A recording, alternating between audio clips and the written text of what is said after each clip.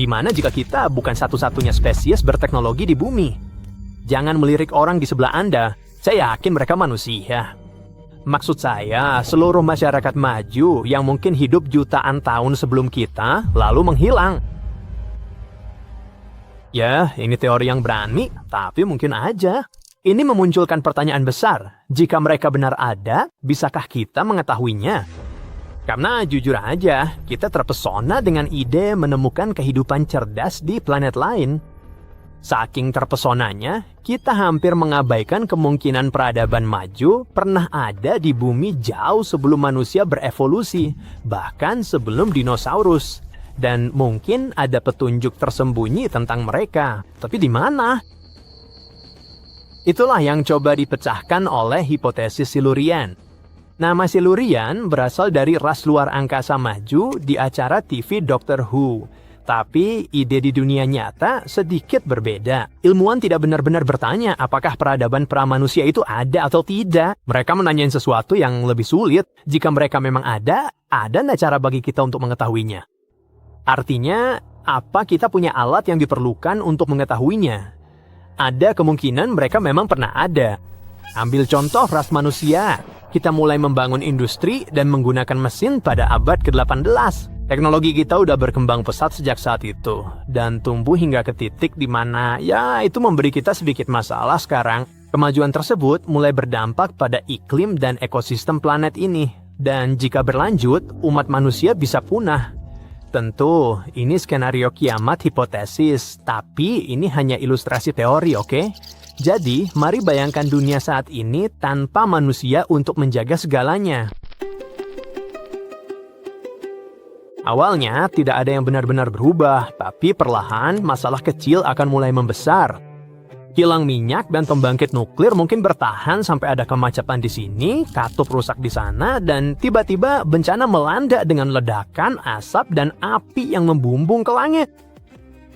Seiring waktu, aspal akan terbelah, membiarkan tunas hijau kecil nyembul keluar. Beberapa musim kemudian, tunas itu akan tumbuh menjadi gulma, lalu semak, dan akhirnya pohon yang cukup kuat untuk menghancurin jalanan. Pada titik tertentu, hutan beton kita akan berubah menjadi hutan hijau sungguhan, dan tidak akan berhenti di situ. Jembatan, bangunan, seluruh cakrawala kota akan runtuh. Bahkan benda yang kita pikir akan bertahan selamanya, seperti plastik, seiring waktu akan ditelan oleh bumi. Maju beberapa ratus juta tahun, dan permukaan bumi telah sepenuhnya berganti. Bukti langsung apapun tentang masyarakat kita akan lama hilang. Bukti fosil akan memudar, dan berkat erosi serta pergeseran lempeng tektonik, bahkan kota terbesar kita pun akan lenyap dalam sekejap, setidaknya dalam istilah geologi. Sekarang bayangan bumi menjadi rumah bagi peradaban cerdas yang baru, dan para ilmuwan dari spesies masa depan ini mencoba membuktikan bahwa kita manusia pernah ada. Biar ku beritahu, mereka akan menghadapi banyak sekali pekerjaan. Itu karena tanpa adanya benda buatan manusia yang tertinggal, mereka harus mencari jejak geologis dari aktivitas kita. Dengan kata lain, fitur dalam batuan atau mineral yang memberitahu ilmuwan apa yang terjadi di bumi dahulu kala. Mereka mungkin memeriksa lonjakan karbon yang tidak biasa, misalnya. Tapi meski begitu, petunjuknya tidak akan jelas karena alasan yang akan kujelaskan sebentar lagi. Untuk saat ini, poin saya adalah akan sama sulitnya bagi kita untuk mengungkap jejak spesies teknologi kuno. Kita nggak akan menemukan patung, tidak ada bangunan, karena nggak ada yang tersisa setelah jutaan tahun. Namun, jika mereka ada, mereka akan memiliki kebutuhan dasar yang sama dengan manusia modern. Mereka perlu menghasilkan energi dalam jumlah besar dan menanam banyak makanan. Dan itu akan meninggalkan jejak geologis yang serupa. Hal-hal seperti lonjakan besar karbon atmosfer, perubahan iklim yang tiba-tiba, naiknya permukaan laut. Dan jika kita menemukan jejak-jejak itu, bingo, itu bisa berarti peradaban cerdas pramanusia pernah ada. Kedengarannya mudah kan? Nah, disitulah hipotesis Silurian berperan. Kembali pada tahun 2018, dua ilmuwan memutuskan untuk menguji ide tersebut. Fisikawan Adam Frank dan pemodel iklim Dr. Gavin Schmidt ingin menjawab satu pertanyaan besar. Jika peradaban maju hidup di bumi dahulu kala, apakah kita bisa mengetahuinya? Dan jawabannya adalah, ya mungkin tidak. Menemuin bukti kuat untuk peradaban setua itu akan sangat sulit, dan ada dua alasan besar untuk itu. Pertama, karena sulit untuk membedakan kapan jejak geologis itu buatan manusia dan kapan itu hasil dari kekuatan alam. Maksud saya, apakah suhu naik selama periode tertentu karena industri atau itu hanya fenomena alam? Ini contohnya. Apa yang terjadi pada iklim kita saat ini sangat mirip dengan peristiwa tertentu di masa lalu bumi yang disebut hipertermal. Salah satunya terjadi sekitar 55 juta tahun yang lalu ketika suhu global melonjak sekitar 14 derajat Fahrenheit. Tapi hipertermal biasanya terjadi selama masa aktivitas tektonik yang intens saat lempeng bumi bergeser dan gunung berapi meletus hebat. Jadi dalam hal itu alami. Tapi Anda paham maksud Hinam? Mungkin ada peristiwa lain seperti itu di era yang jauh lebih tua yang dalam skenario langka dan tidak mungkin bisa disebabkan oleh masyarakat kuno, tapi itu akan sulit untuk diketahui. Ada alasan mengapa kita mungkin tidak akan pernah menemukan jejak mereka. Semakin lama peradaban maju bertahan, semakin banyak bukti yang ditinggalkannya. Tapi inilah kejutannya. Untuk bertahan selama itu, mereka harus berkelanjutan. Dan semakin berkelanjutan suatu masyarakat, semakin kecil dampak yang ditinggalkannya di planet ini. Dampak kecil berarti sedikit petunjuk bagi kita. Bisa lihat paradoksnya? Peradaban yang paling lama bertahan adalah yang paling sedikit meninggalkan jejak. Misalnya, masyarakat bertenaga angin dan surya tak akan meninggalkan bukti sebanyak yang memakai bahan bakar fosil. Oke, jadi kita udah dapat jawabannya. Akan sangat sulit, bahkan mustahil, menemukan bukti peradaban teknologi kuno sebelum kita, tapi bukan berarti mereka tak pernah ada. Kenyataannya, kita belum punya alat yang tepat untuk meneliti sejarah bumi sejauh itu secara mendalam. Jadi mungkin kita harus tetap berpikiran terbuka. Sampai sekarang, Anda mungkin membayangkan peradaban kuno ini sebagai humanoid kan? Tahu kan, 2 kaki, 2 lengan, berjalan seperti kita. Tapi beberapa ilmuwan suka mencoba ide yang berbeda. Mungkin kita mencari di tempat yang salah. Bagaimana jika mereka makhluk laut? Maksud saya cephalopoda, hewan laut seperti gurita, sotong, dan cumi-cumi. Mereka punya sistem saraf kompleks dan perilaku yang sangat canggih. Mereka bisa mengubah warna kulit dalam sekejap, mengirim sinyal marah, bahkan menghipnotis mangsanya. Jadi bagaimana jika merekalah peradaban kuno yang kita bicarain selama ini? Mari kita mulai dengan versi ringan dari teori ini. Spesies ini mungkin belajar hidup terorganisir dan seperti manusia purba, mereka mungkin mengubah lingkungan, mungkin bertani di bawah air dan berburu hingga punah. Mungkin itu bisa dianggap sebagai tahap awal masyarakat. Bahkan jika begitu, mereka tak pernah mencapai apa yang kita sebut peradaban maju. Maksud saya, kita tak melihat cumi membangun pesawat atau gurita bekerja di bidang TI. Mereka tak pernah melewati zaman industri atau antariksa, dan jika bukan masyarakat teknologi, mereka bukan jawaban hipotesis Silurian. Jadi ya, kita belum dapat apa-apa, dan di komunitas ilmiah, ide ini punya julukan lucu, hipotesis paling menarik yang mungkin salah. Tapi begini, meski kemungkinannya kecil, ini membuat ilmuwan mengajukan pertanyaan besar. Apa yang akan kita manusia tinggalin jutaan tahun dari sekarang? Dan jawabannya mungkin membantu kita mencari spesies laju lainnya di luar bumi yang mungkin telah lama menghilang. Coba tebak apa? Anda dan saya mungkin orang Mars? Ya, mungkin saja. Wahana penjelajah Curiosity milik NASA telah menemukan molekul organik yang terdiri dari karbon, nitrogen, dan belerang di Mars, dan itu adalah kimia yang sama yang memicu munculnya kehidupan di bumi. Nah, senyawa-senyawa ini telah bertahan dari segala hal yang terjadi di Mars, dan itu banyak sekali, radiasi yang kuat, badai debu yang masif, dan miliaran tahun di planet beku yang tak bernyawa. Dan sekarang kita perlu memahami, apakah molekul-molekul ini adalah sisa-sisa bahan pembentuk kehidupan yang tidak pernah dimulai, ataukah jejak kimiawi dari sesuatu yang dulu benar-benar hidup di Mars dan menghilang lama sekali? Senyawa berbasis karbon ini adalah beberapa petunjuk terkuat bahwa Mars pernah memiliki bahan yang tepat untuk kehidupan, tetapi itu belum menjadi bukti. Bahan kimia ini bisa saja terbentuk melalui proses tak hidup, atau meteorit mungkin telah membawanya ke sana. Tetapi yang penting adalah materi organik ini mungkin telah bertahan di Mars selama sekitar 3,5 miliar tahun, terkunci di dalam batuan. Nah, ini sangatlah penting.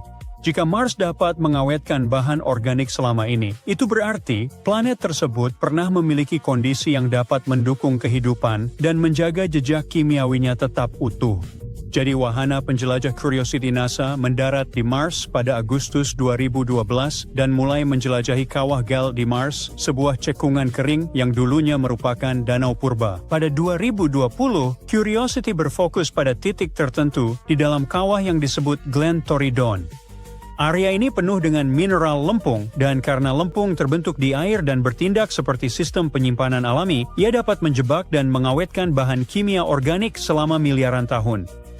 Jadi itu adalah salah satu tempat terbaik di Mars untuk berburu materi organik yang masih terawetkan. Dan di sanalah Curiosity mendeteksi molekul kaya nitrogen yang terlihat mirip dengan senyawa yang digunakan dalam DNA di bumi. Peneliti belum pernah melihat hal ini di pengujian Mars sebelumnya. Mereka juga menemukan benzotiofena, molekul berbasis belerang dengan 2 cincin. Senyawa ini dapat terbentuk di luar angkasa dan sering terbawa ke planet melalui meteorit. Itu penting karena mengacaukan segalanya. Kita sulit membedakan apa yang terbentuk di bumi dan yang datang dari luar angkasa. Meteorit menghantam bumi dan Mars, membawa bahan dasar kehidupan. Ini berarti bumi dan Mars berbagi bahan kehidupan yang sama.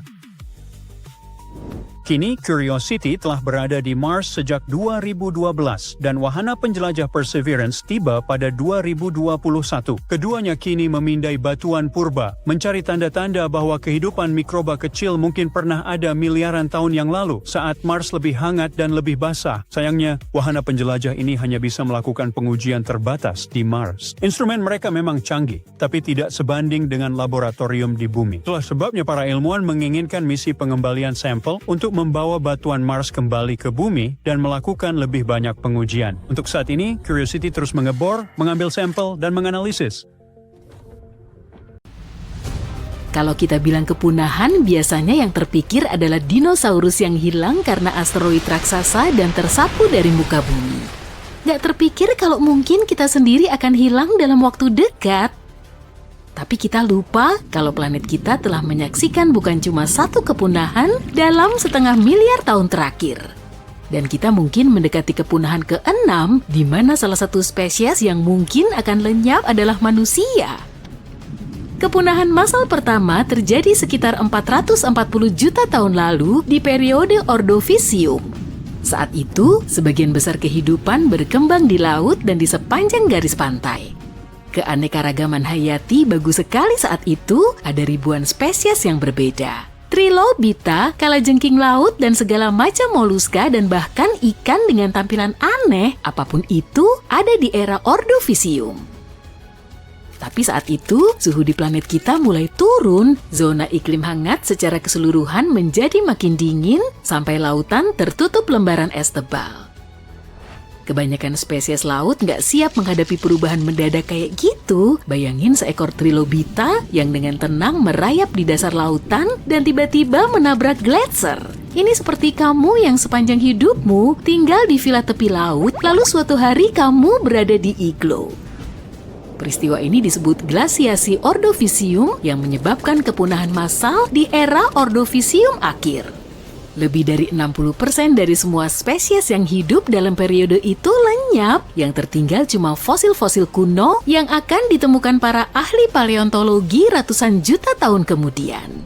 Tak seorang pun tahu pasti apa penyebab penurunan suhu saat itu. Teori utama adalah kadar CO2 di atmosfer yang turun tajam. Ini bikin dingin seluruh permukaan bumi, tapi alasan penurunan suhu semacam itu masih diperdebatkan.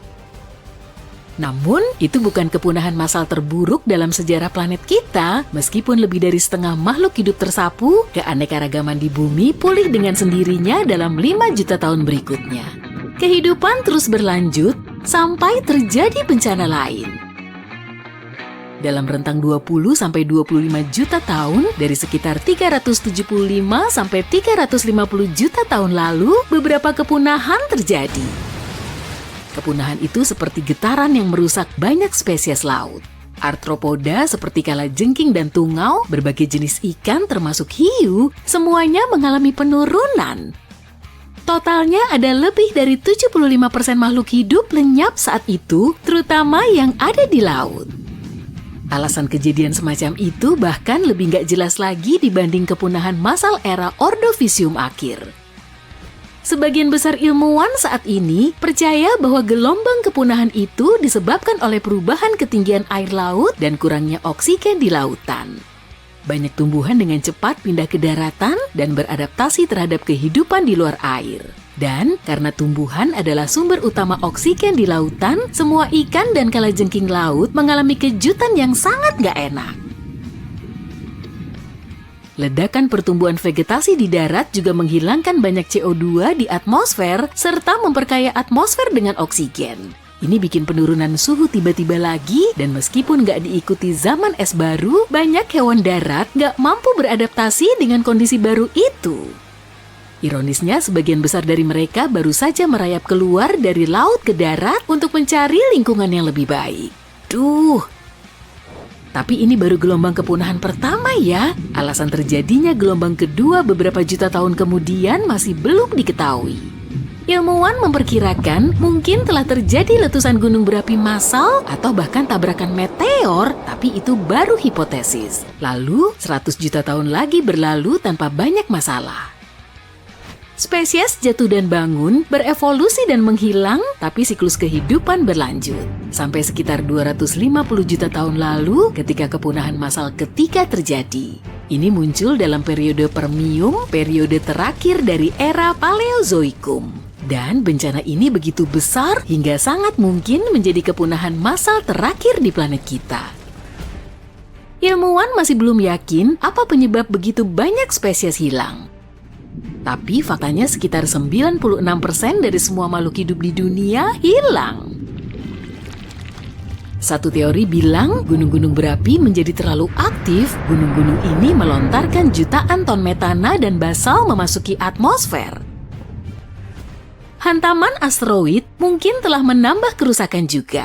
Langit benar-benar tertutup awan abu kelam, protomamalia dan reptil berusaha sembunyi darinya, tapi awan abu ada di mana-mana. Mustahil seolah ingin bersembunyi dari udara itu sendiri. Penyebab lain mungkin mikroba yang suka lingkungan yang kaya metana. Mikroba ini bisa saja menyebar di laut dan benar-benar memusnahkan sisa bentuk kehidupan di sana. Tapi apapun alasannya, kepunahan massal Permium adalah yang paling masif dan paling merusak dari 5 besar kepunahan massal. Semua kehidupan di planet kita bisa saja terhenti di saat dan di tempat itu juga. Tapi 4% yang bertahan akhirnya menyebar di seluruh bumi dan memulai era baru. Yeay! Kali ini mereka menjalani kehidupan tenang cuma selama 50 juta tahun. Kemudian, duar! Kepunahan massal besar keempat menghantam. Tapi kepunahan ini berbeda, dia pelan-pelan merayap ke seluruh planet selama 18 juta tahun terakhir periode Trias. Kepunahan ini terjadi dalam banyak gelombang pendek hingga menyapu beberapa spesies sekali tempo. Sedikit perubahan iklim di sini, penurunan suhu mendadak di sana, dan hewan-hewan serta ikan yang sangat terganggu di sekitar. Alasan utamanya sekali lagi aktivitas vulkanik saat itu, gunung-gunung berapi mulai memuntahkan abu dan gas sekali lagi hingga menurunkan kadar oksigen dan mencekik kehidupan. Wah, itu sulit. Berbagai gas dan bahan lain yang terlontar dari mulut gunung berapi mengubah iklim bumi lagi. Ketinggian air laut meningkat karenanya, dan beberapa peneliti bahkan percaya kalau kadar pH juga berubah. Itu berarti makhluk laut yang biasa berenang-renang dengan damai dalam air yang lebih basah tiba-tiba harus mencoba bertahan di air yang asam. Tapi selain menyebabkan ledakan kepunahan, perubahan ini juga memunculkan era dinosaurus. Era ini tentunya nggak langsung dimulai, beberapa spesies berevolusi dan pelan-pelan tumbuh menjadi hewan-hewan perkasa yang sudah begitu banyak kita dengar. Kepunahan mereka adalah yang terakhir dari 5 besar kepunahan dan tentu ini yang paling terkenal.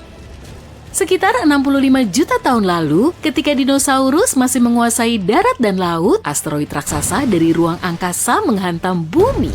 Benturan itu begitu kuat hingga meninggalkan kawah raksasa di semenanjung Yucatan dan ledakan itu melontarkan miliaran ton puing-puing ke udara. Dinosaurus yang hidup jauh dari zona benturan mendongak dan melihat awan-awan hitam yang bergolak menghalangi matahari. Awan itu bertahan selama bertahun-tahun, menurunkan suhu dengan drastis.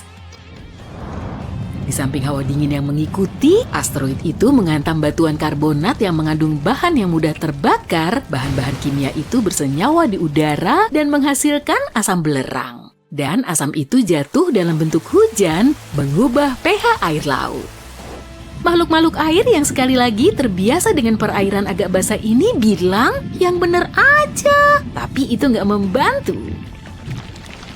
Perubahan itu mendadak dan parah, sekitar 75% dari semua hewan dan tumbuhan punah dalam hitungan tahun karena nggak bisa bertahan dalam kondisi baru yang keras di planet ini. Tapi sebagian bertahan, banyak di antaranya berupa reptil seperti buaya dan kura-kura yang berhasil bertahan bahkan sampai hari ini dengan tampilan yang hampir sama dengan di masa dinosaurus. Yang lain adalah mamalia yang telah hidup dalam bayang-bayang dinosaurus yang perkasa dan bersembunyi darinya di sudut-sudut gelap. Tapi saat ini, setelah hewan-hewan raksasa ini tiada, mereka berkembang membawa era Cenozoikum yang bertahan sampai hari ini. Dan kita mungkin akan menyaksikan kepunahan massal besar ke-6. Menurut ilmuwan, dengan evolusi manusia, berbagai Ya, jadi planet dengan 2 matahari, seperti Tatooine dari Star Wars, dulu terdengar seperti fantasi belaka. Selama puluhan tahun, para ilmuwan percaya sistem ini terlalu tidak stabil untuk ada. 2 bintang yang menarik sebuah planet seharusnya melontarkannya ke luar angkasa atau menjatuhkannya ke salah satu matahari. Namun, ternyata alam semesta punya aturan sendiri. Astronom menemukan planet yang tenang mengorbit 2 bintang seolah hal biasa. Planet ini lebih dekat dengan bintang induknya dibanding planet lain dalam sistem biner yang pernah dilihat astronom. Nah, pencitraan langsung berarti mereka melihat cahaya planet itu bukan hanya bayangannya. Seluruh sistem ini berjarak sekitar 446 tahun cahaya. Jadi cahaya yang kita lihat hari ini berangkat sebelum manusia membangun kota modern. Monster luar angkasa ini kira-kira 6 kali masa Jupiter. Dan yang lebih mengejutkan, planet ini baru berusia sekitar 13 juta tahun. Itu terdengar sangat tua sampai Anda melihat gambaran yang lebih luas. Bumi berusia sekitar 4,6 miliar tahun, yang membuat planet ini pada dasarnya bayi yang baru lahir dalam istilah kosmik. 2 matahari dari monster ini saling mengorbit dengan sangat cepat dan menyelesaikan satu putaran penuh hanya dalam 18 hari bumi. Itu berarti gravitasi mereka terus berubah, menarik ruang di sekitar mereka seperti mesin cuci kosmik. Meski begitu, planet ini tetap terkunci di jalurnya sehingga butuh 300 tahun bumi untuk menyelesaikan satu orbit. Jadi tidak ada yang sepenuhnya mengerti bagaimana planet ini terbentuk pada awalnya. Saat 2 bintang saling mengorbit sedekat ini, gravitasi mereka biasanya mencabik-cabik materi pembentuk planet sebelum sesuatu yang besar terbentuk. Ilmuwan baru menemukan beberapa lusin planet seperti ini sejauh ini, dan itu belum cukup untuk menyusun cerita lengkapnya. Untuk memecahkan misteri ini, mereka butuh lebih banyak data. Temuan menarik lainnya adalah planet yang tergang gravitasi hingga berbentuk lemon, bukan bola. Planet ini sangat berbeda dengan dunia biru hijau tenang yang biasa kita lihat di film-film luar angkasa. Dia mengorbit sebuah pulsar yang pada dasarnya adalah mayat sebuah bintang.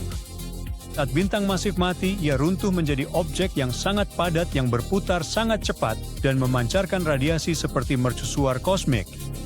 Berada di dekat salah satunya berarti berakhir sudah bagi benda padat apapun, namun planet ini tetap bertahan, meski nyaris tidak. Gravitasi meregangkannya, menarik lebih kuat pada sisi yang menghadap pulsar daripada sisi jauhnya, seperti permen karet kosmik. Dan disinilah segalanya menjadi sangat meresahkan. Saat para ilmuwan menganalisis atmosfer planet ini, mereka tidak menemukan air atau oksigen. Mereka menemukan helium dan karbon murni. Tanpa awan, tanpa lautan, tanpa peluang adanya kehidupan. Menurut semua yang kita ketahui tentang pembentukan planet, dunia ini seharusnya tidak ada sama sekali. Jadi ini mungkin bukan planet dalam pengertian normal. Ini bisa jadi inti bintang yang terkoyak, meninggalkan sesuatu yang terjebak di antara planet dan mayat bintang. Itu tren yang cukup menakutkan. Batas antara planet dan bintang semakin tidak jelas. Dan bicara soal yang menakutkan, kenalkan yang satu ini. Sistem ini berada di sekitar 2 bintang Katai merah. Kedua bintang ini saling mengorbit pada jarak yang mirip dengan jarak Jupiter dari matahari. Ilmuwan menemukan dua planet seukuran bumi dan mungkin yang ketiga di dekat bintang itu. Satu planet mengorbit hanya dalam 2 hari, yang lain butuh sekitar 3,5 hari. Planet kandidat itu mengorbit bahkan lebih cepat lagi. Sebagai gambaran, planet-planet ini berjarak kurang dari 2 juta mil dari bintangnya.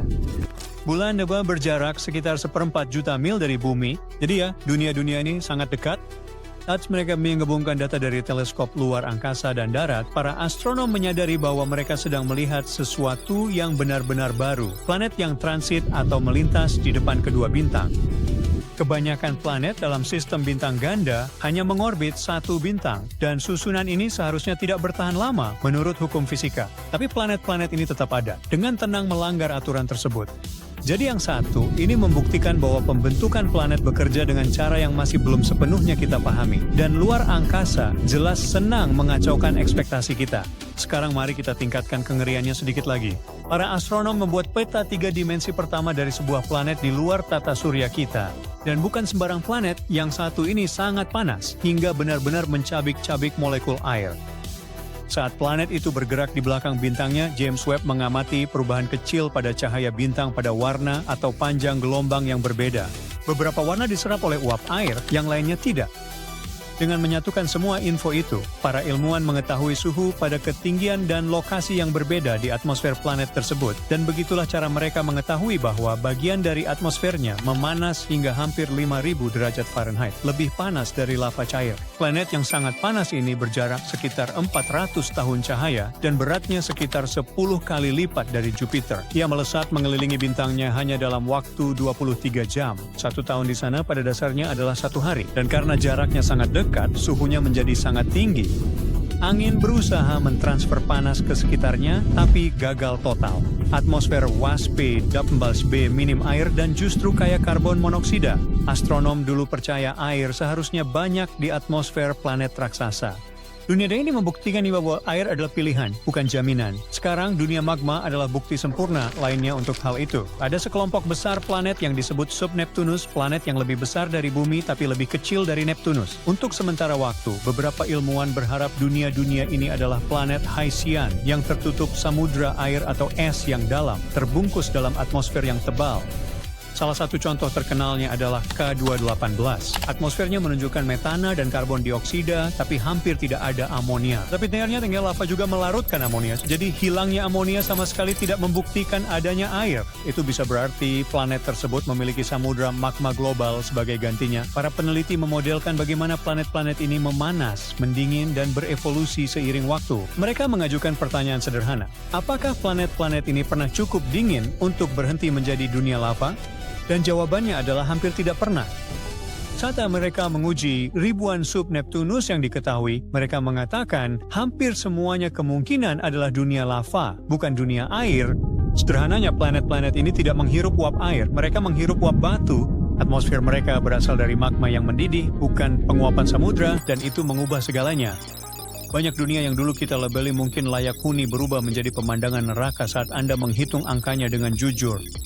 Dan itu berarti luar angkasa tidak menyembunyikan klon bumi, melainkan memproduksi masal tungku dan jenis monster lainnya.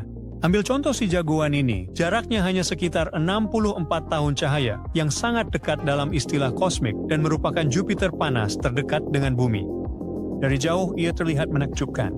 Kelereng biru tua yang mulus mengapung dengan damai di luar angkasa. Tapi warna itu menyembunyikan sesuatu yang benar-benar brutal. Di planet ini, hujan kaca turun secara menyamping. Angin menderu melintasi atmosfer dengan kecepatan sekitar 5.400 mil per jam. Cukup cepat untuk mencabik-cabik apapun seketika. Warna biru berasal dari partikel kecil silikat, bahan pembuat kaca, yang melayang di udara. Suhu permukaan planet mencapai sekitar 2.400 derajat Fahrenheit, cukup panas untuk melelehkan batu. Panas itu mengubah silika tersebut menjadi serpihan kaca mikroskopis yang mencambuk planet ini seperti alat semprot pasir di seluruh dunia. Berdiri di sana tidak akan terasa sakit. Anda tidak akan bertahan cukup lama untuk merasakannya. Lalu ada planet tergelap yang pernah ditemukan. Ia memantulkan kurang dari 1% cahaya yang mengenainya. Yaya lebih gelap dari batu bara, lebih gelap dari cat hitam. Cahaya menghilang begitu saja ke dalamnya, tidak semua planet mempedulikan bintang sama sekali. Astronom menemukan planet pengembara, dunia yang terlempar dari sistemnya. Planet kesepian ini hanyut di angkasa yang gelap gulita, membeku tanpa matahari terbit lagi. Kini, semua ini membuktikan alam semesta kita tidak dirancang untuk kehidupan. Hidup bertahan meski tanpa alam semesta, bukan karenanya. Bumi tidaklah umum. Ya beruntung, kita baru berada di awal era penemuan ini. Setiap tahun teleskop baru memperjelas gambaran itu, dan gambaran itu pun menjadi semakin aneh. Makin jelas kita memandang alam semesta, makin tak mirip imajinasi kita, inilah kenyataan paling meresahkan. Sekarang pukul 3 pagi. Tiba-tiba, sebuah teleskop radio berbunyi bip. Monitor menampilkan ledakan energi yang dahsyat dan masif di tempat yang seharusnya tidak ada. Ilmuwan itu menumpahkan kopinya, buru-buru menekan tombol rekam, dan memperbesar sumbernya, tapi tidak menemukan apa-apa, hanya keheningan. Apakah ini hanya gangguan atau kebetulan kosmik? Sebenarnya, penelitian baru berpendapat bahwa inilah persis seperti apa kontak pertama mungkin terjadi. Fiksi ilmiah telah mempersiapkan kita untuk bertemu makhluk luar angkasa selama beberapa dekade. Karena kita belum bisa bepergian melintasi luar angkasa, kita agak berharap mereka yang akan datang ke kita semoga dengan damai tanpa senjata laser. Tapi para astronom hanya mengangkat bahu dan mengatakan hal itu sangat tidak mungkin. Jadi mereka membangun teleskop yang lebih baik dan mengajukan pertanyaan yang lebih baik. Jika kehidupan memang ada di luar sana, apa yang sebenarnya akan muncul di layar kita? Itu membawa kita pada efek lampu jalan. Ini adalah gagasan sederhana tentang mencari kunci yang hilang di bawah lampu jalan hanya karena di sanalah tempat yang paling mudah untuk melihat. Ilmuwan pun begitu pada alam semesta. Mereka menangkap yang termudah dideteksi, bukan yang paling umum. Beginilah cara planet ekstrasurya ditemukan tahun 1992. Selama bertahun-tahun, astronom meneliti bintang serupa matahari, mencari planet sejenis bumi, dan tidak menemukan apa-apa. Sebaliknya, eksoplanet pertama justru ditemukan mengorbit sebuah pulsar. Ketika sebuah bintang raksasa kehabisan bahan bakar, intinya tertekan menjadi gumpalan materi yang sangat padat dan berputar dengan kecepatan luar biasa.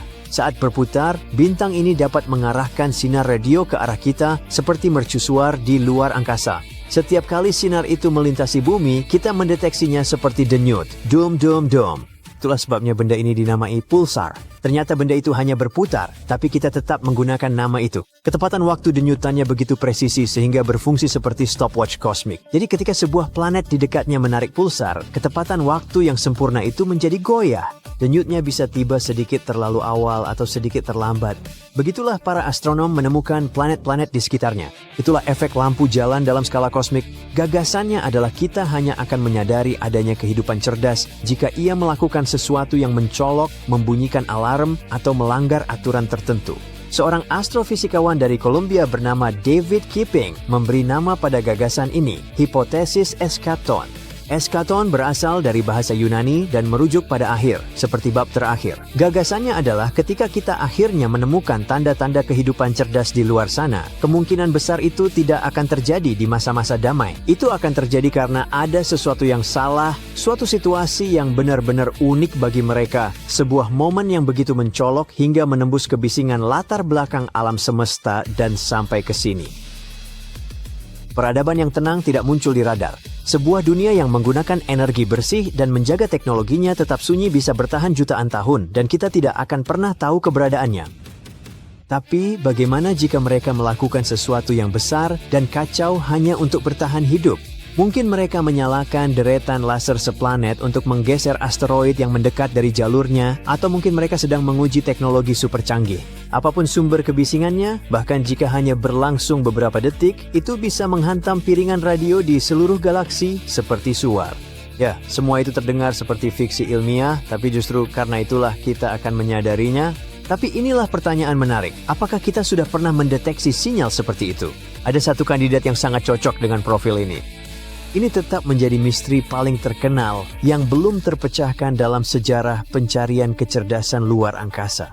Pada tahun 1977, teleskop Big Ear di Ohio menangkap lonjakan radio 30 kali lebih kuat dari latar belakang dan seorang relawan menemukannya pada cetakan data. Ia memperhatikan pembacaan intensitas sinyal itu, urutan 6 EQUJ5, dan menuliskan, "Wow." Di sampingnya, yang kemudian menjadi nama populer bagi peristiwa tersebut. Sinyal itu berlangsung tepat selama 72 detik. Durasi ini sangatlah penting karena sesuai dengan waktu yang dibutuhkan rotasi bumi untuk memindai titik tertentu di langit itu. Deism, sinyal itu sama sekali tidak memudar. Teleskopnya hanya melewati titik itu saja. Namun ketika para astronom kembali ke titik tersebut, tidak ada apa-apa di sana. Mereka telah mendengarkan selama hampir 50 tahun, tetapi sinyal itu tidak pernah terulang. Di dunia sains, hal-hal yang tidak bisa diulang biasanya dianggap sebagai kesalahan dan diabaikan. Sangat penting untuk berhati-hati. Karena alarm palsu cukup sering terjadi. Ada alarm palsu yang terkenal dan masih membuat para astronom merasa malu. Di Observatorium Parkes di Australia, teleskop-teleskop terus menangkap sinyal aneh yang terdengar seperti kicauan sejak akhir tahun 90-an. Selama 17 tahun, tidak ada yang bisa memecahkannya. Orang-orang menyalahkan petir, cuaca antariksa, dan makhluk luar angkasa. Namun pada tahun 2015, semuanya terungkap. Sinyal aneh itu ternyata berasal dari microwave di ruang istirahat. Jika seorang ilmuwan yang lapar membuka pintu microwave sebelum waktunya habis, microwave itu akan mengeluarkan semburan gelombang radio kecil yang persis seperti sinyal dari luar angkasa. 17 tahun misteri untuk sebuah pengungkapan yang mengecewakan, tapi sinyal wow tidak berperilaku seperti itu. Sinyal itu tidak tampak seperti satelit, pesawat, atau gangguan apapun, dan mereka benar-benar memastikan itu bukan berasal dari peralatan dapur. Sinyal itu berasal dari luar angkasa, dekat rasi bintang Sagittarius. Jika kita menerapkan teori eschaton keeping, ini mungkin yang kita butuhkan untuk membuktikan adanya kehidupan di luar planet kita. Sinyal wow bisa jadi merupakan semburan mesin dari kapal koloni yang mencoba melarikan diri dari dunia yang menghilang, atau bisa juga merupakan peristiwa radio alami yang langka yang kebetulan mengenai kita pada saat yang tepat. Wow, sinyal tersebut menarik perhatian karena sampai kepada kita melalui gelombang radio. Namun, teori keeping juga mempertanyakan, bagaimana jika sebuah peradaban mengungkapkan keberadaannya dengan cara yang sama sekali berbeda, bukan dengan suara, melainkan dengan polusi? Petunjuk bahwa teknologi bukan alam yang menyebabkan sesuatu disebut sebagai teknosignatur. Anggap saja itu sebagai jejak-jejak yang tertinggal. Jika kamu masuk ke sebuah rumah yang tercium bau cat baru, kamu bisa berasumsi seseorang baru saja ada di sana. Para astronom menggunakan logika yang sama terhadap planet-planet. Mereka memindai atmosfer eksoplanet yang jauh untuk mencari bahan kimia yang seharusnya tidak ada secara alami. Target terbesar adalah keluarga bahan kimia yang disebut CFC. Selama beberapa dekade, manusia memenuhi udara dengan gas-gas ini karena murah dan berguna. Kita menggunakannya dalam kaleng semprot dan sistem pendingin sampai para ilmuwan menyadari bahwa gas-gas ini buruk bagi lapisan ozon. Itulah mengapa CFC sangat penting. Alam tidak memproduksinya. Bahan kimia ini 100% buatan manusia. Jadi jika kita mengarahkan teleskop ke sebuah planet yang jauh dan menemukan udaranya penuh dengan CFC, itu akan menjadi petunjuk penting yang selama ini ditunggu para astronom. Itu bisa berarti ada makhluk cerdas di sana, dan mereka mencemari dunia mereka dalam skala industri. Selain gelombang radio dan kimia, kamu mungkin bisa mengenali sebuah peradaban jika mereka melakukan sesuatu yang keren dengan cahaya. Tahun 2015, astronom mengamati bintang berjarak 1.400 tahun cahaya, dijuluki bintang tebi, melihat hal yang mustahil. Saat planet seukuran Jupiter melintasi bintang, ia menghalangi 1% cahaya, tapi bintang ini tiba-tiba meredup hingga 22% tanpa pola penurunan yang jelas. Kecerahannya terus menurun dalam potongan-potongan aneh dan tidak merata tanpa jadwal yang rapi dan berulang. Artinya ada objek raksasa menghalangi cahaya. Sempat ilmuwan mengira itu adalah kawanan Dyson. Itu adalah megastruktur hipotetis yang terbuat dari panel surya dan membungkus sebuah bintang untuk menangkap energinya. Sayangnya, berbagai studi yang muncul selanjutnya lebih condong pada awan debu, tetapi bintang tabi tetap menarik perhatian.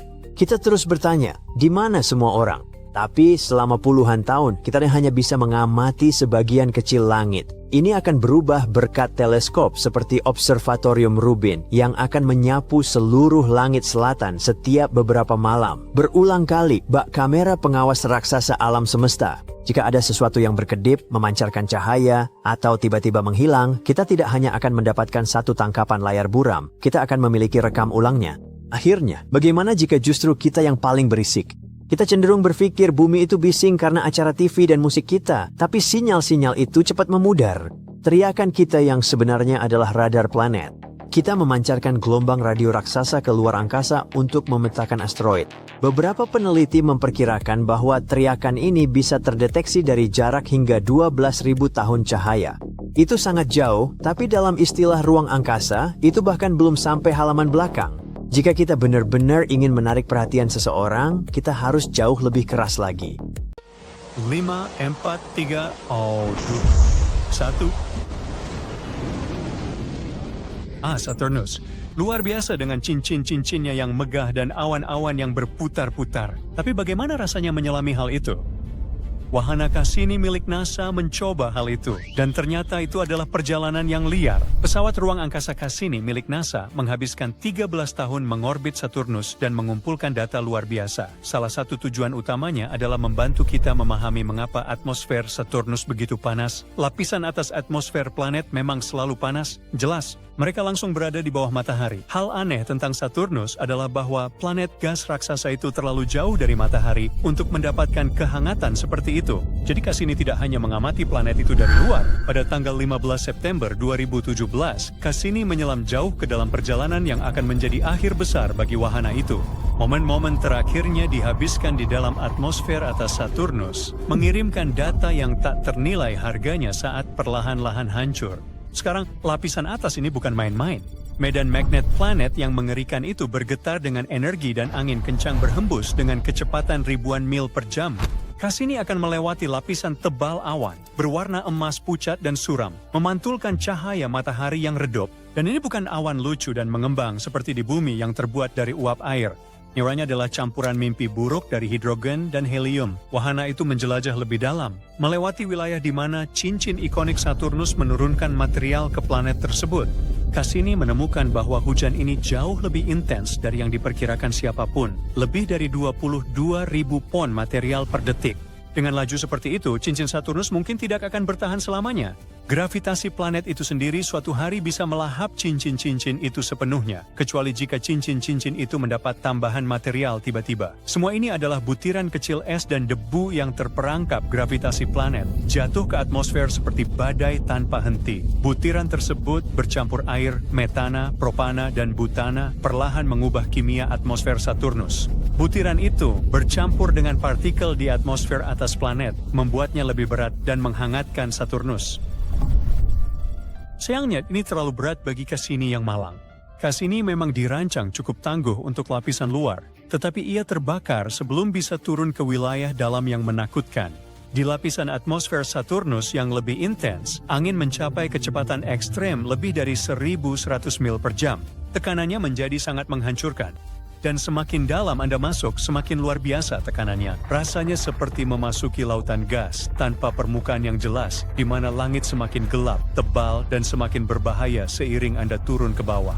Dan pada titik tertentu, Anda akan mengalami kegelapan total. Hanya ada Anda sendiri dan massa gas hidrogen yang sangat besar menekan dari segala arah.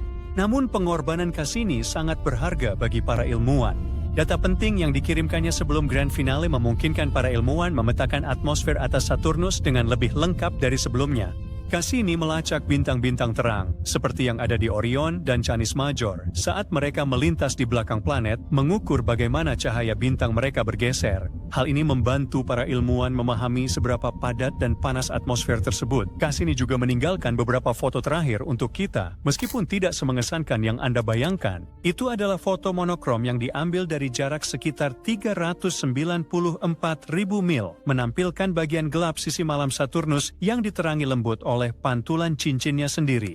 NASA juga memposting gambar yang dibuat oleh seniman mereka sendiri tentang apa yang mungkin dilihat Cassini di detik-detik terakhirnya. Dan tentu saja, Cassini memberi kita jawaban atas misteri besar tentang panas Saturnus. Itu disebabkan oleh aurora.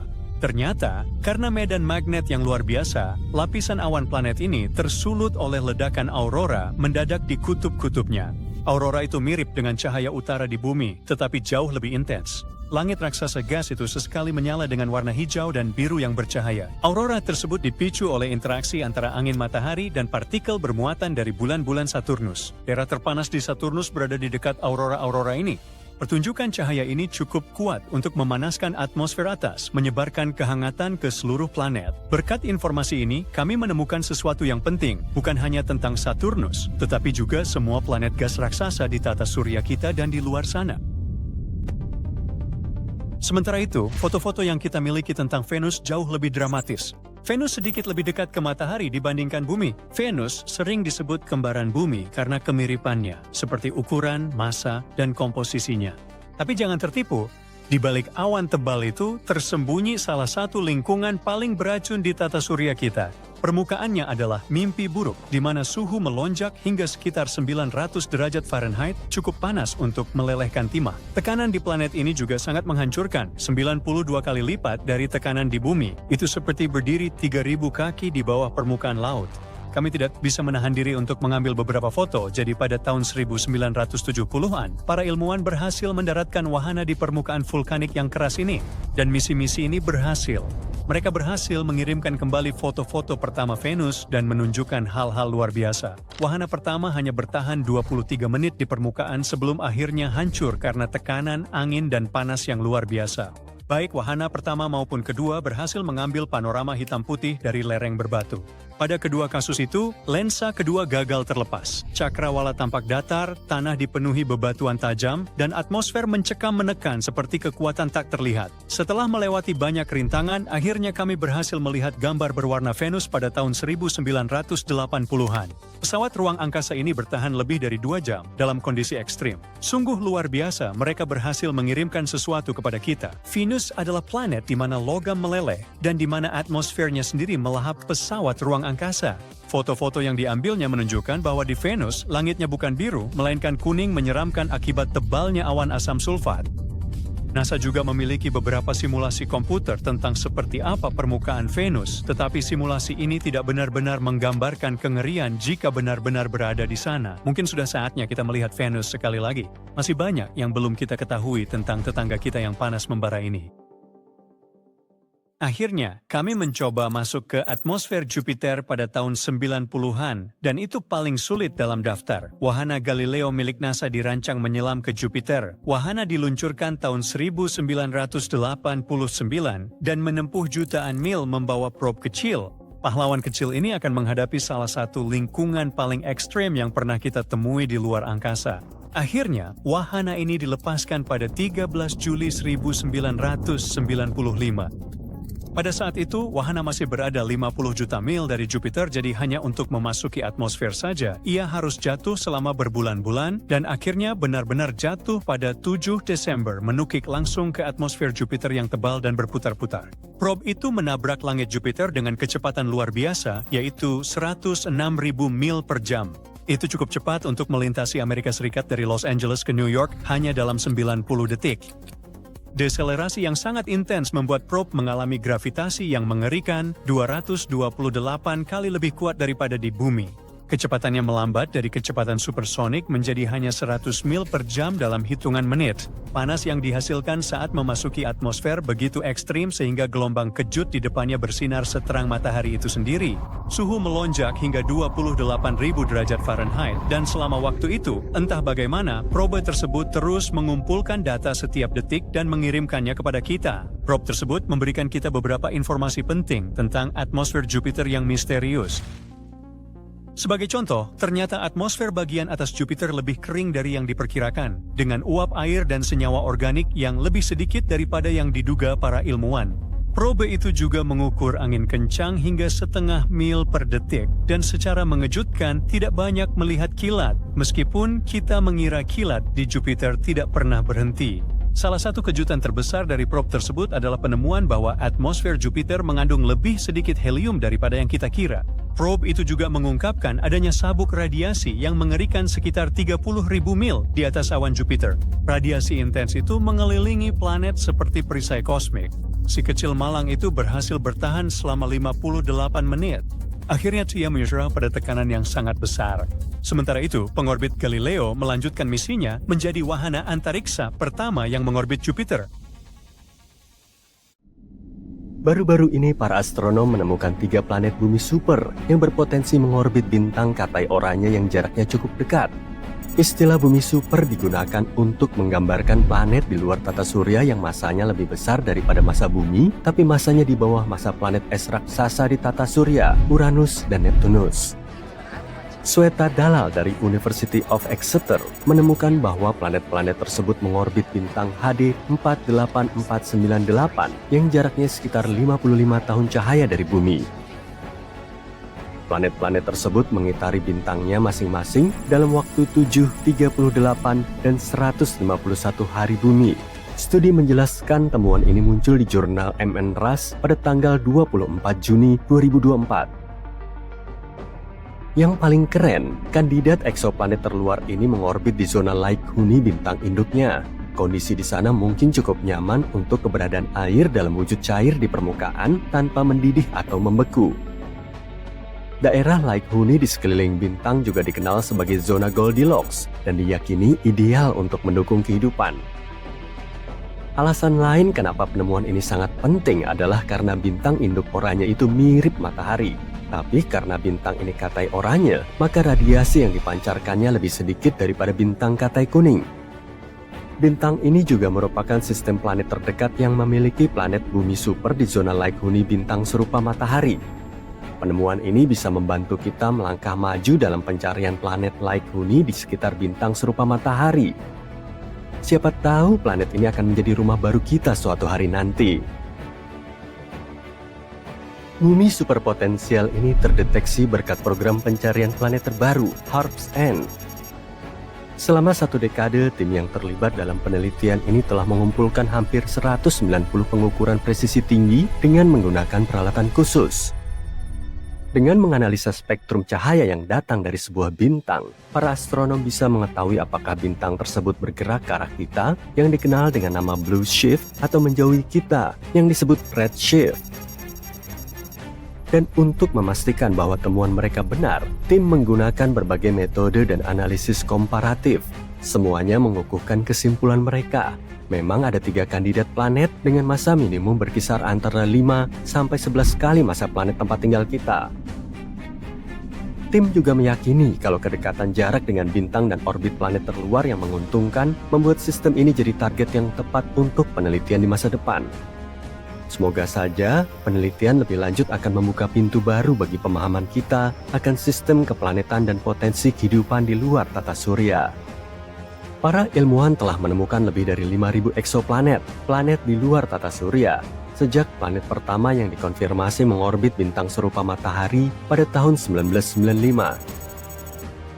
Untuk menemukan planet-planet jauh tersebut, para astronom menggunakan peralatan yang berbeda, seperti teleskop ruang angkasa Kepler milik NASA yang diluncurkan pada tahun 2009 yang memiliki misi untuk menemukan sebanyak mungkin planet serupa bumi yang berada di galaksi Bima Sakti. Tapi ini bukan satu-satunya instrumen yang digunakan untuk mencari eksoplanet. Nah, sekarang mari kita lihat planet-planet yang paling menarik dan menjanjikan. Gliese 667cc hanya berjarak 22 tahun cahaya dari bumi. Meskipun tampak dekat, jaraknya masih sekitar 206 triliun kilometer dari kita. Massa planet ini sekitar 3,8 massa bumi dan menyelesaikan satu orbit mengelilingi bintang induknya dalam waktu 28 hari. Dengan kata lain, 1 tahun di planet mirip bumi itu 13 kali lebih singkat daripada 1 tahun di bumi. Untungnya, bintang tersebut merupakan bintang katai merah yang dingin, jadi kemungkinan besar eksoplanet tersebut berada di zona Like-Huni. Tapi masih ada kemungkinan planet ini akan terpanggang secara teratur oleh flare yang berasal dari bintang induknya. Tentu saja hal ini tidak menyenangkan. Kepler 22b berada lebih jauh dari planet sebelumnya, yaitu lebih dari 600 tahun cahaya dari bumi. Ini merupakan planet Kepler pertama yang ditemukan di zona Like-Huni bintang induknya. Planet ini lebih besar dari bumi, sekitar 2,4 kali ukuran bumi. Sayangnya, kita masih belum tahu apakah planet ini berbatu, cair, atau gas. Orbit Kepler 22b mirip dengan orbit bumi. Planet ini membutuhkan waktu 209 hari untuk mengitari bintang kelas G, bintang yang mirip matahari. Tapi bintang ini lebih kecil dan lebih dingin daripada bintang kita. Satu lagi planet Kepler, kali ini planet Kepler 69c. Planet ini berada pada jarak 2700 tahun cahaya dari bumi. Planet ini juga hampir 70% lebih besar dari Bumi. Para peneliti tidak tahu apa-apa tentang komposisinya, tapi mereka menemukan bahwa planet ini membutuhkan waktu 242 hari untuk menyelesaikan satu kali orbit. Hal ini membuat posisinya dalam sistem tata surya seperti Venus di tata surya. Di saat yang sama, planet ini mungkin lebih ramah daripada Venus karena bintang induknya tidak terlalu bercahaya, yaitu 80% dari matahari. TOI 733b adalah planet yang baru saja kita kenal. Ia ditemukan pada tahun 2023. Planet ini berada di luar sana, berjarak 245 tahun cahaya dari Bumi, dan hanya membutuhkan waktu 4,9 hari Bumi untuk menyelesaikan satu kali putaran mengelilingi bintangnya. Tapi hal yang paling menarik dari planet ini adalah kemungkinan adanya lautan yang sangat luas. Menurut para ilmuwan, planet ini kemungkinan besar diselimuti oleh air.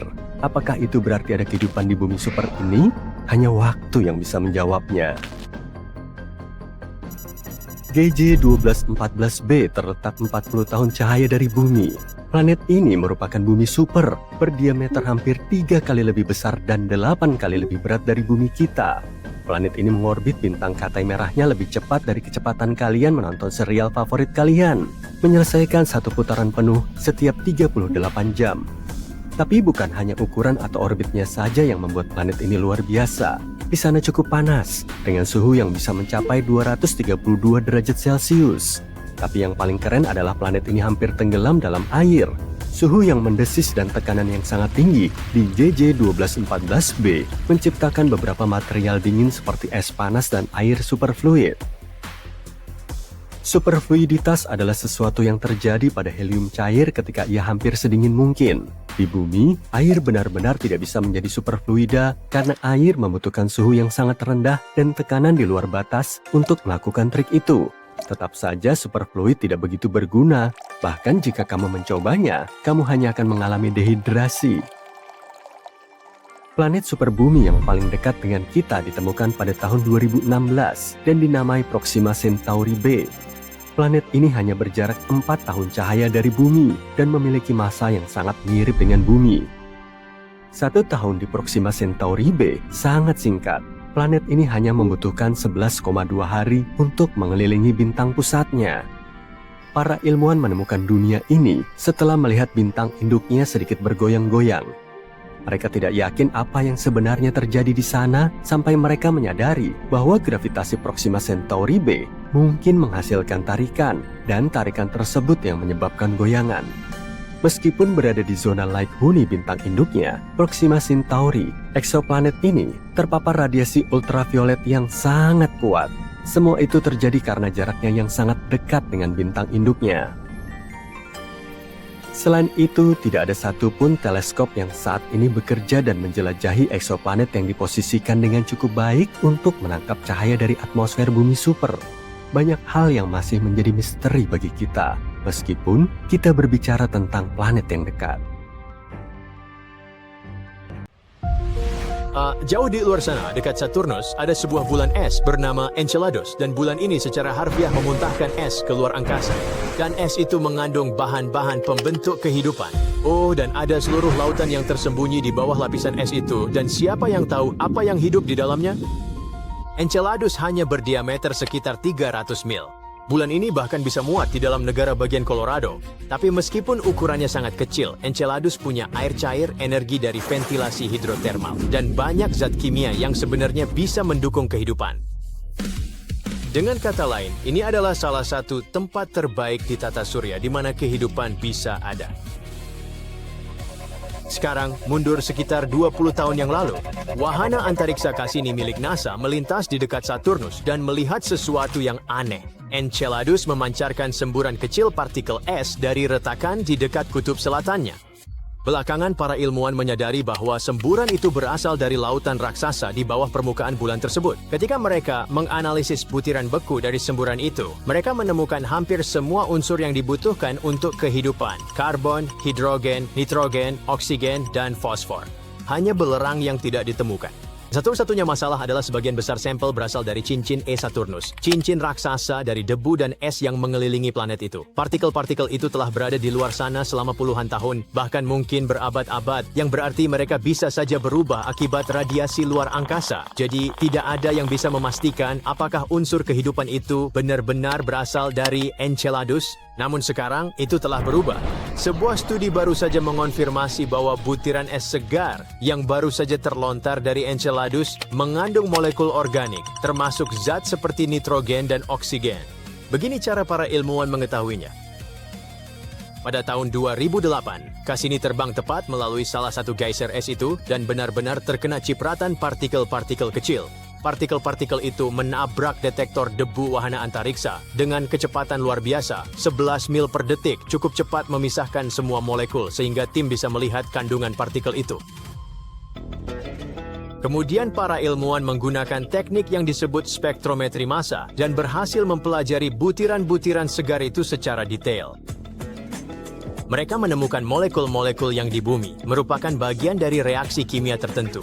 Molekul-molekul itu membentuk struktur kompleks yang dibutuhkan kehidupan untuk ada, termasuk yang mungkin mengandung nitrogen dan oksigen. Seorang peneliti mengatakan hal ini mungkin membuktikan molekul organik kompleks itu tidak terbentuk di luar angkasa. Molekul-molekul itu mungkin berasal langsung dari lautan Enceladus. Ilmuwan lain menjelaskan molekul-molekul itu bisa berperan penting dalam proses biologis. Semua ini berarti bahwa Enceladus mungkin benar-benar bisa dihuni. Tapi bahkan jika tidak ada kehidupan di sana, itu tetap hal yang besar karena kita berhak bertanya, tunggu, kenapa tidak ada kehidupan padahal semua kondisi yang tepat sudah ada? Ceritanya tidak berhenti sampai di situ. Badan Antariksa Eropa merencanakan misi masa depan untuk mendarat di Enceladus, tepat di kutub selatannya. Mereka ingin mengambil banyak sampel dan meneliti yang terjadi di bawah semua es itu. Peluncurannya direncanakan awal tahun 2040-an. Jadi dalam beberapa dekade lagi, kita mungkin akan mengetahui apakah bulan beku kecil ini menjadi rumah bagi bentuk kehidupan aneh. Tapi Enceladus bukan satu-satunya tempat yang berpotensi layak huni yang kita ketahui. Memang, yang lainnya berada di luar tepi tata surya kita. Seperti 3 planet superbumi yang mungkin mengorbit bintang Katai Oranye di dekat kita. Sekarang superbumi adalah istilah yang digunakan ilmuwan untuk menyebut planet-planet yang lebih besar dari bumi, tapi lebih kecil dari raksasa es seperti Uranus dan Neptunus. Para ilmuwan dari Universitas Exeter menemukan bahwa eksoplanet-eksoplanet itu mengorbit bintang induknya, HD 48498, yang berjarak sekitar 55 tahun cahaya dari bumi. Itu praktis adalah lingkungan kosmik kita. Masing-masing planet ini membutuhkan waktu yang berbeda untuk mengelilingi bintangnya. Satu membutuhkan 7 hari bumi, yang lain 38 hari, dan yang terakhir 151 hari. Dan hal paling keren adalah planet terluar mungkin sebenarnya berada di zona layak huni bintang itu. Itu adalah titik manis di mana tidak terlalu panas dan tidak terlalu dingin sehingga air cair bisa ada. Artinya, permukaan planet itu bisa cukup nyaman untuk air tetap ada tanpa mendidih atau membeku. Ini membuatnya kandidat hebat untuk kehidupan. Selama lebih dari 10 tahun, tim mengumpulkan hampir 190 pengukuran presisi menggunakan peralatan mutakhir yang mengamati cahaya bintang. Dengan memeriksa apakah cahaya bintang sedikit bergeser ke arah kita, blue shift, atau menjauh, red shift, mereka bisa mengetahui apakah ada planet yang menarik bintang. Bintang induknya adalah Katai Oranye, mirip matahari kita yang lebih kecil dan lebih tenang. Bintang ini mirip matahari dalam banyak hal, tapi sebagai Katai Oranye, ia memancarkan radiasi lebih sedikit dibanding bintang Katai kuning seperti matahari. Bagian paling menarik adalah ini salah satu sistem planet terdekat yang ditemukan dengan superbumi di zona layak huni di sekitar bintang mirip matahari. Sebenarnya superbumi tidak terlalu langka. Ilmuwan telah menemukan lebih dari 6.000 eksoplanet sejak planet pertama yang mengorbit bintang mirip matahari dikonfirmasi pada tahun 1995. Untuk menemukan dunia jauh, astronom memakai alat seperti teleskop Kepler NASA yang diluncurkan tahun 2009 untuk mencari planet mirip bumi di galaksi kita. Mari kita intip beberapa eksoplanet paling menarik yang ada di luar sana. Gliese 667 sesi hanya berjarak 22 tahun cahaya, meski masih sekitar 129 triliun mil dari kita. Planet ini bermasa sekitar 3,8 kali masa bumi, dan mengelilingi bintang Katai merahnya hanya dalam 28 hari. Jadi 1 tahun di sana 13 kali lebih pendek daripada di bumi. Bintang Katai merahnya lebih dingin dan planet ini kemungkinan berada di zona layak huni, meski kadang semburan bintang bisa membuatnya terbakar matahari. Kepler 22b lebih dari 600 tahun cahaya. Ini planet Kepler pertama di zona layak huni. Ukurannya sekitar 2,4 kali lebih besar dari bumi, dan kita belum tahu apakah planet ini berbatu, cair, atau gas. Orbitnya mirip bumi, membutuhkan waktu 290 hari mengelilingi bintang kelas G-nya yang lebih kecil dan lebih dingin dari matahari kita. Kepler 69c berada sangat jauh, 2.700 tahun cahaya dari kita.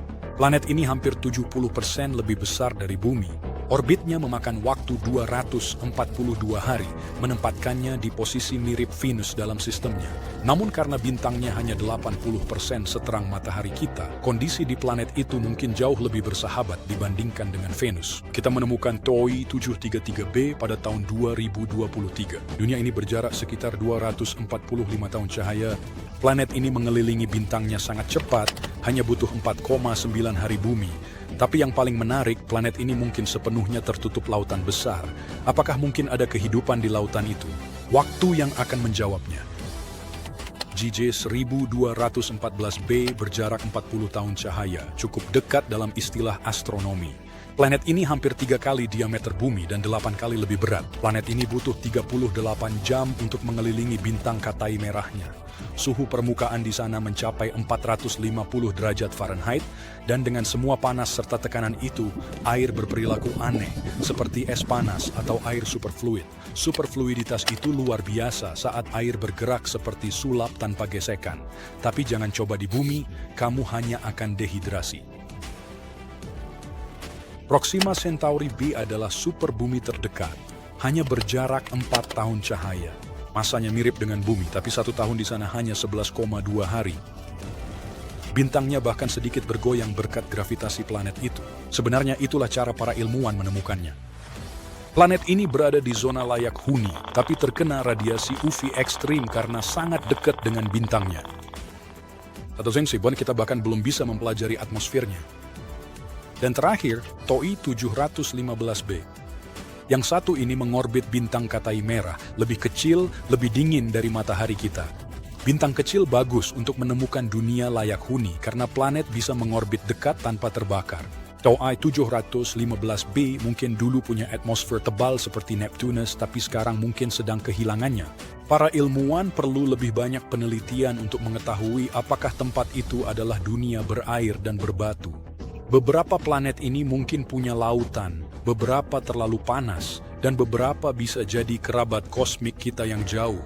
Setiap penemuan membantu kita memahami alam semesta lebih baik.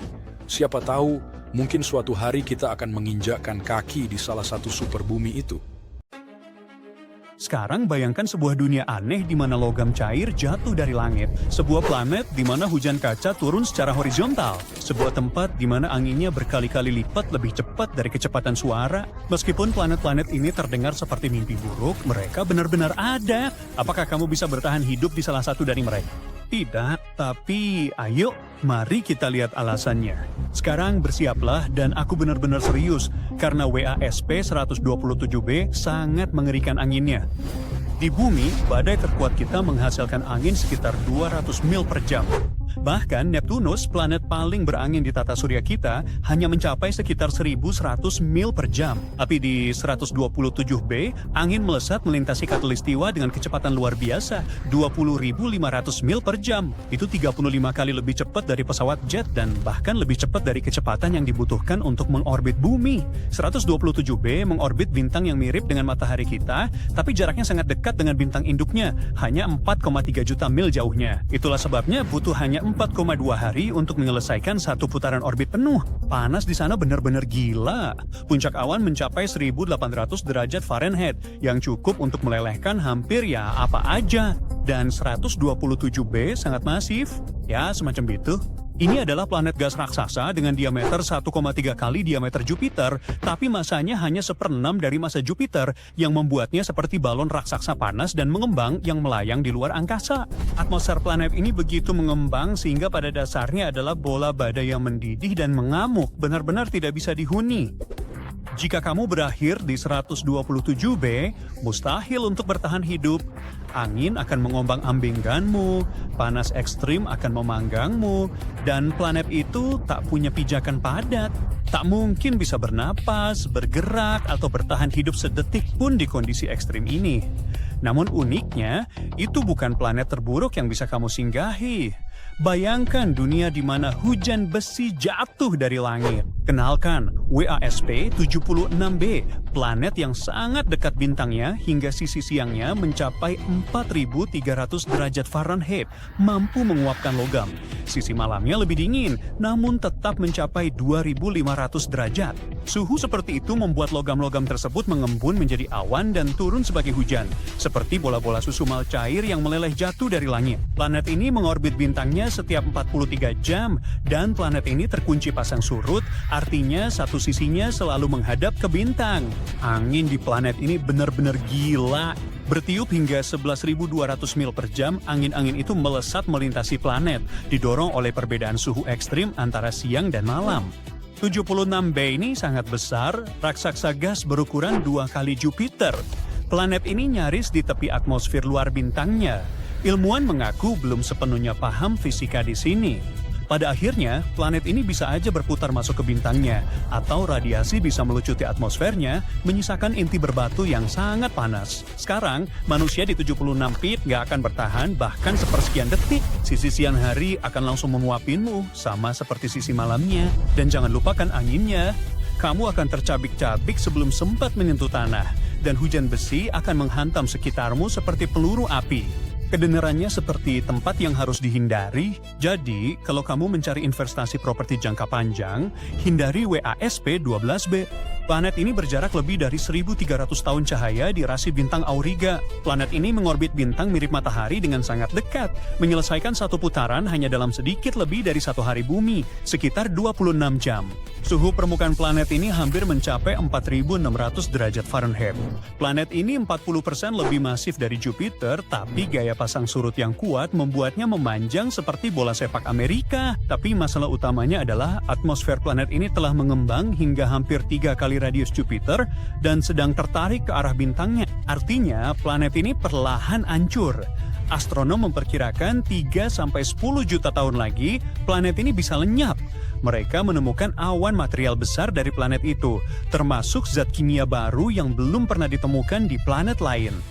Tidak ada yang akan bisa bertahan hidup di 12B. Suhu permukaannya lebih panas daripada lava cair atau tungku manapun di bumi. Setelan pelindung apapun akan langsung gagal.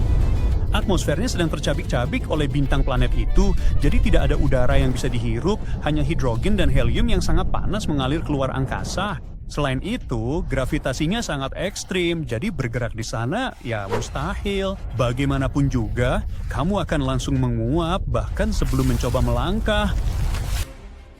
Tapi seburuk apapun planet sebelumnya, dunia berikutnya di daftar kita ini lebih parah karena di planet ini hujan kaca. HD 1897733B, aku akan memanggilnya Buba aja, benar-benar tempat yang menakutkan. Hanya 64,5 tahun cahaya dari bumi. Ini adalah raksasa gas, sedikit lebih besar dari Jupiter dan sekitar 11% lebih lebar. Tapi jangan tertipu, dunia ini bak mimpi buruk.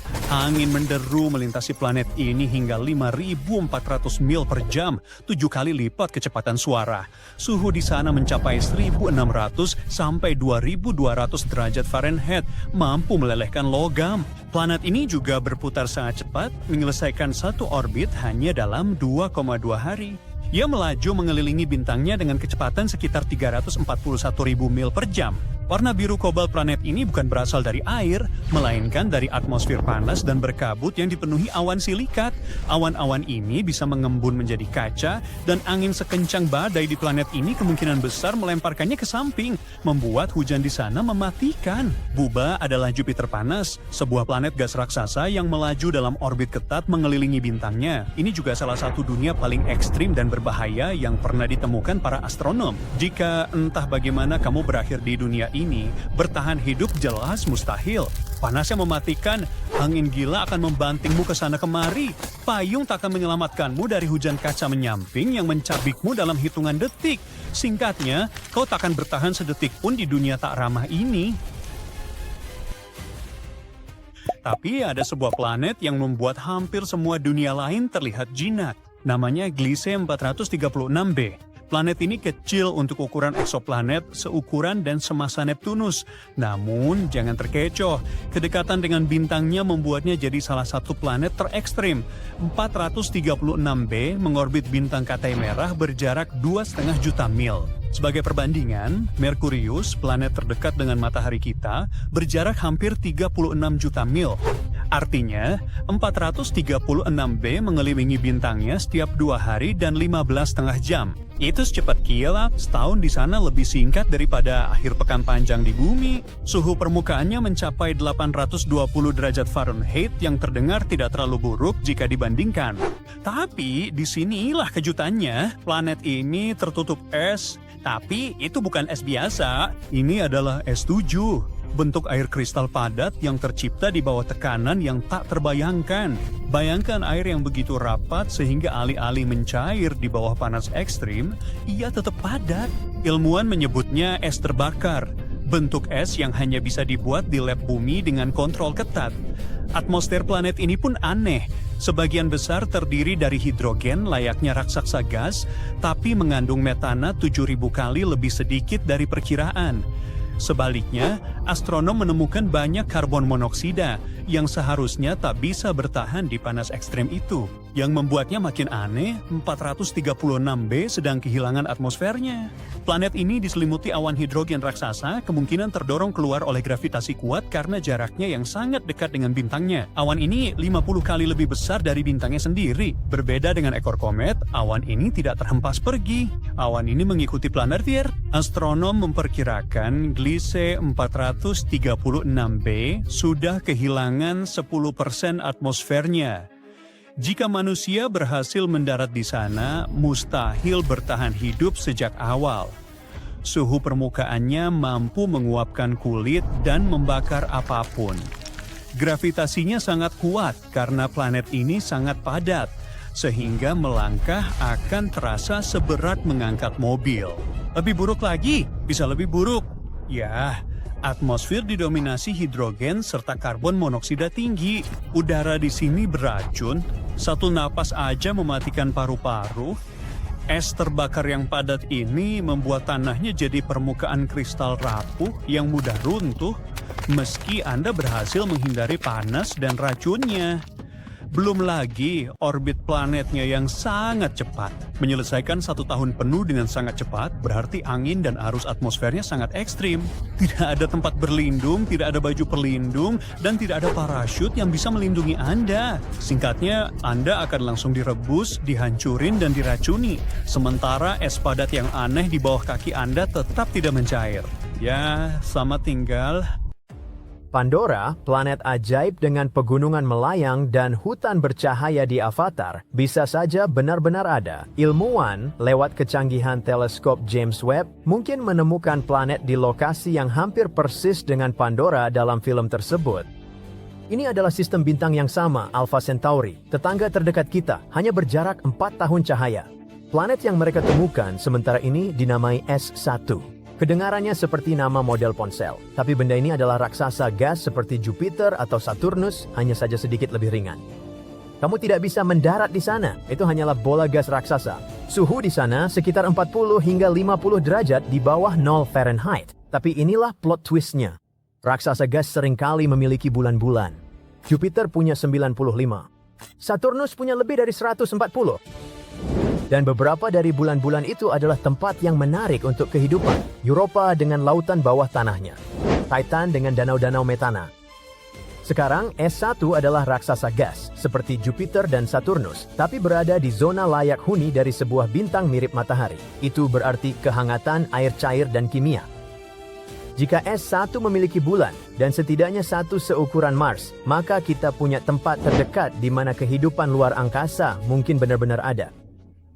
Teleskop James Webb kesulitan untuk mendeteksi S1.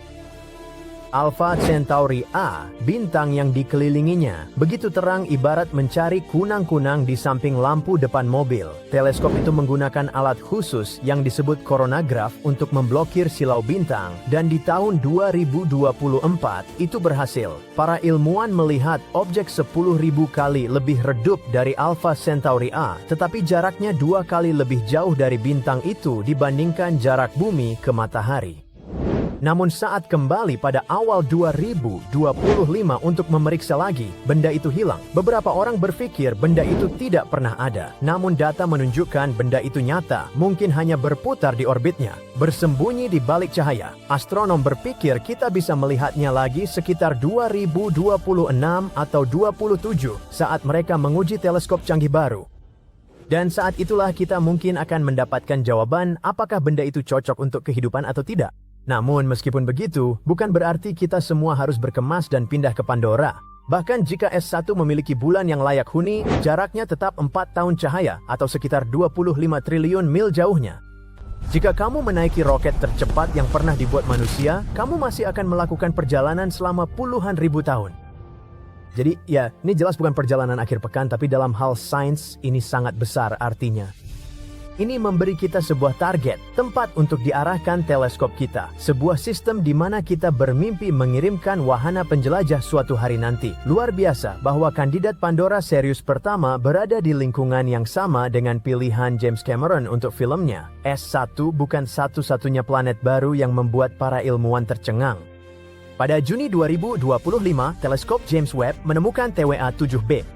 Ini adalah planet raksasa muda, mengorbit sebuah bintang yang hanya berjarak 110 tahun cahaya. Bintang yang mengelilinginya baru berusia 6 juta tahun.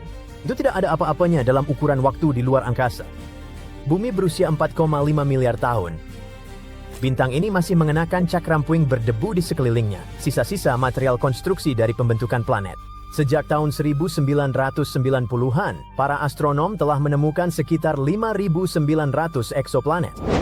Mereka menemukan hampir semuanya secara tidak langsung melalui peredupan kecil cahaya bintang saat sebuah planet melintas di depannya. Ini disebut metode transit. Jadi mereka memotret langsung kurang dari 2% dari ribuan planet tersebut. Dan TWA-7b adalah salah satunya. Sebenarnya ini adalah planet teringan yang pernah dipotret secara langsung, 10 kali lebih ringan daripada pemegang rekor sebelumnya.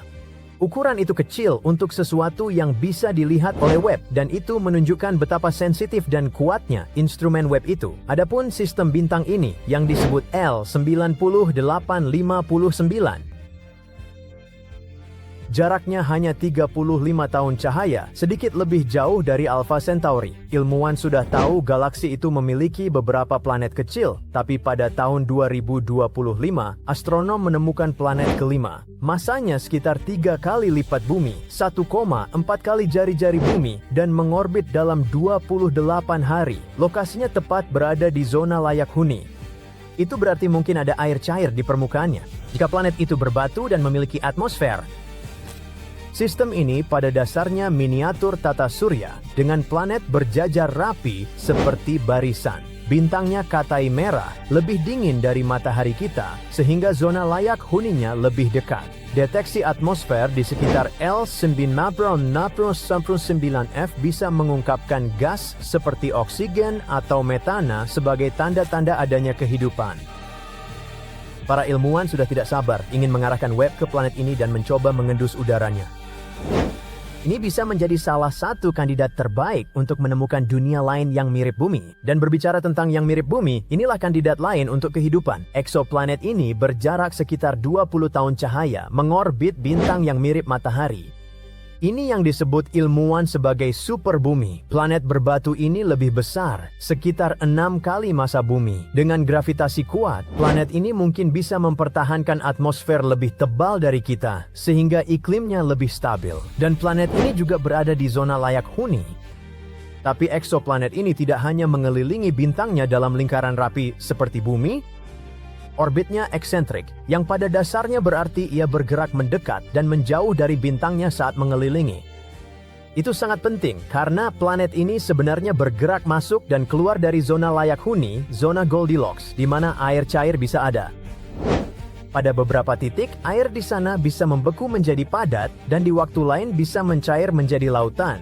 Tergantung di mana posisi planet itu dalam perjalanannya. Pengaturan aneh ini memberi para ilmuwan semacam taman bermain untuk menguji dan menyesuaikan model kelayakunian mereka. Dan karena letaknya sangat dekat dalam istilah kosmik, cahayanya lebih kuat dan lebih mudah ditangkap oleh teleskop kita. Jadi kini adalah target impian untuk teleskop generasi berikutnya. Dan jika kita suatu saat mengembangkan wahana antar bintang, seperti penjelajah robotik kecil yang bisa melaju dengan sebagian kecil kecepatan cahaya, HD 20794D pasti akan menjadi salah satu tujuan pertama. Tentu saja, tidak semua planet di luar sana nyaman atau layak huni. TOI 2431b memiliki radius sekitar 1,5 kali bumi, 6 kali lebih berat, dan memiliki kerapatan yang luar biasa. Planet ini mengelilingi bintangnya begitu erat sehingga menyelesaikan satu orbit hanya dalam 5,4 jam. Benar, 1 tahun penuh di planet ini. Lebih singkat daripada jam kerja Anda. Jaraknya ke bintangnya jauh lebih dekat daripada Merkurius ke matahari.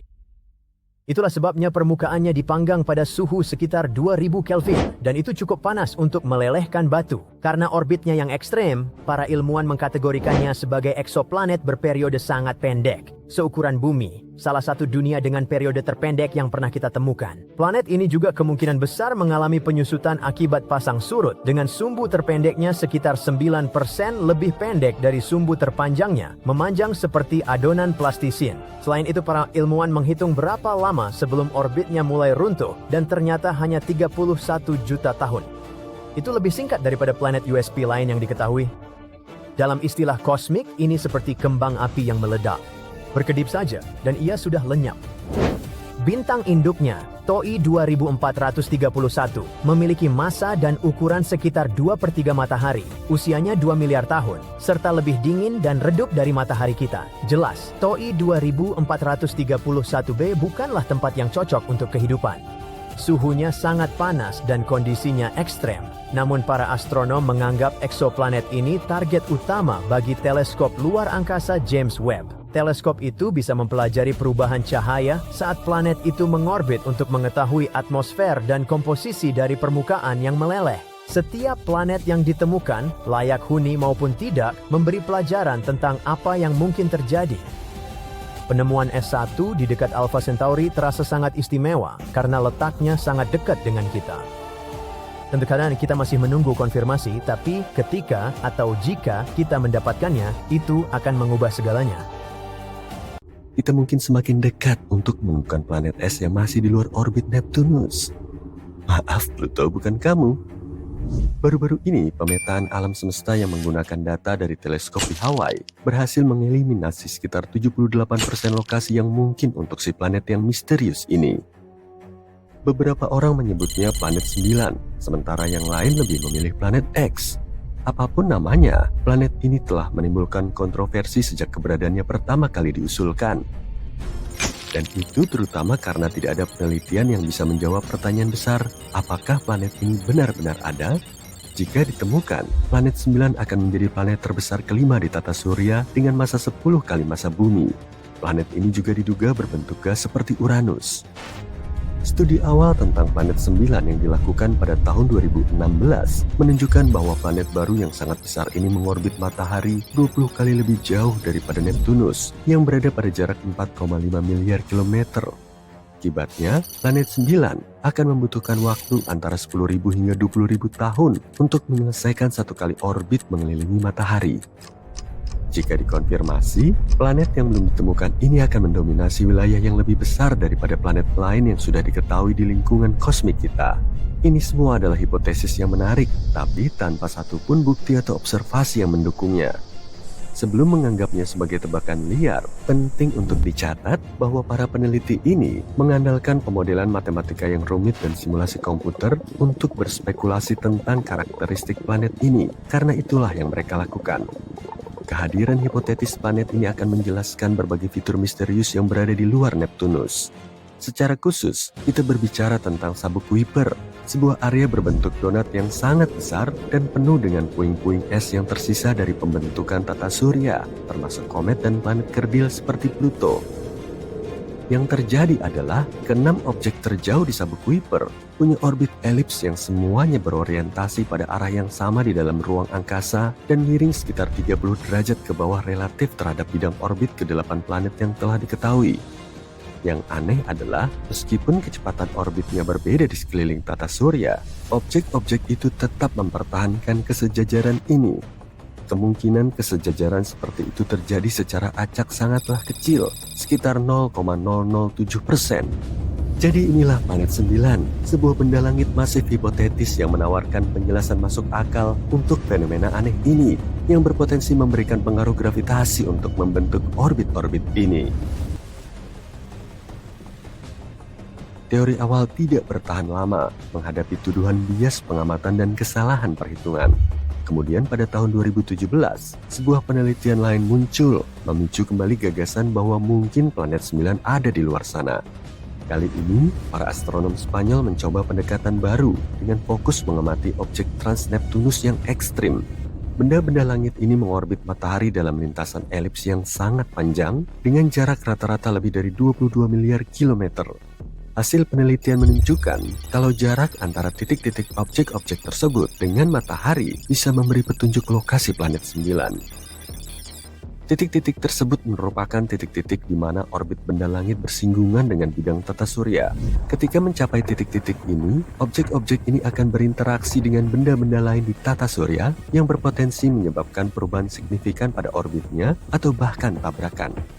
Jadi jika lintasan benda-benda Transneptunus yang ekstrim ini tetap stabil, semuanya baik-baik saja.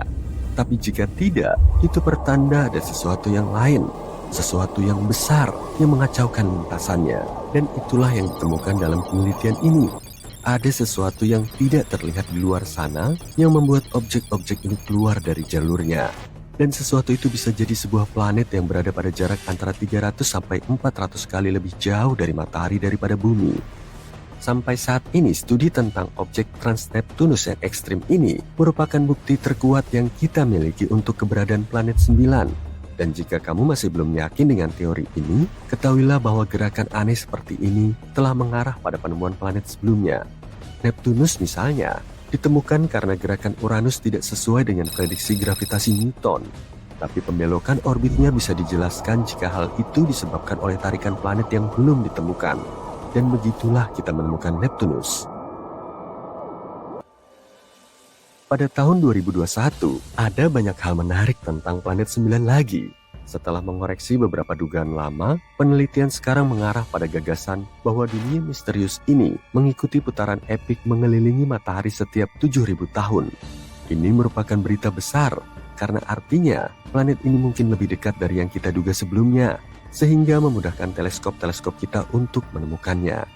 Makalah ini juga menunjukkan bahwa ada kemungkinan 99% bahwa orbit yang aneh dari objek-objek jauh ini disebabkan oleh planet yang tidak terlihat ini, bukan hanya kebetulan kosmik. Sekarang kemungkinan seluruh situasi ini hanya kebetulan adalah 1/250%, yang jauh lebih baik daripada 1/10.000 pada tahun 2016. Semua angka optimis ini telah membawa kita ke tempat kita saat ini, menjaga harapan kita dan mengupayakan peralatan yang lebih baik untuk melanjutkan misi menemukan planet 9. Seperti yang telah disebutkan sebelumnya, para peneliti di Hawaii membuat semacam peta harta karun dengan menggunakan Panoramic Survey Telescope dan Rapid Response System untuk mengeliminasi 78% lokasinya. Ini adalah berita bagus, mengingat betapa sulitnya menemukan jarum syukuran planet di tumpukan jerami kosmik. Tapi sayangnya, keberadaan planet 9 masih menjadi misteri di bagian terluar tata surya yang gelap. Para penggemar masih yakin akan keberadaannya dan percaya bahwa hanya tinggal menunggu waktu saja sebelum kita merayakan penemuan sepupu kosmik bumi yang baru. mereka menaruh harapan pada Observatorium Vera C. Rubin yang saat ini sedang dibangun di Chili dan dijadwalkan mulai beroperasi pada akhir tahun 2025. Selama 10 tahun, observatorium ini akan memindai seluruh langit belahan bumi selatan setiap beberapa malam dengan teleskop 8 meter yang bergerak cepat dan dilengkapi dengan kamera digital terbesar di dunia. Gagasannya adalah untuk membuat daftar katalog segala sesuatu di tata surya, menjangkau hingga ke Neptunus dan melacak pergerakan jutaan objek langit, termasuk sampah antariksa, asteroid, komet, dan bintang.